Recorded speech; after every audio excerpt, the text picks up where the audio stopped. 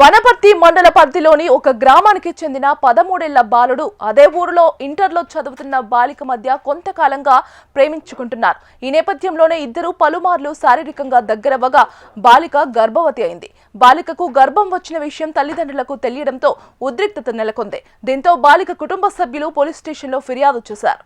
అయితే ఇద్దరు మైనర్లు కావడంతో కేసు నమోదు చేసిన పోలీసులు తదుపరి చట్టపరమైన చర్యలకు సమాయత్తమవుతున్నారు. కానీ ఇంతలోనే బాలిక నవంబర్ 14వ తేదీన శిశువుకు జన్మనివ్వడంతో విషయం గ్రామమంతటా హాట్ టాపిక్ గా మారింది. ఈ క్రమంలోనే గ్రామ పెద్దలు పంచాయతీ పెట్టగా బాలుడి తల్లిదండ్రులు తమ కొడుకుకు ఎలాంటి సంబంధం లేదంటూ వాగ్వాదానికి దిగడంతో ఇరు కుటుంబాల మధ్య వాతావరణం మరింత ఉద్రిక్తతకు తెరలేపింది.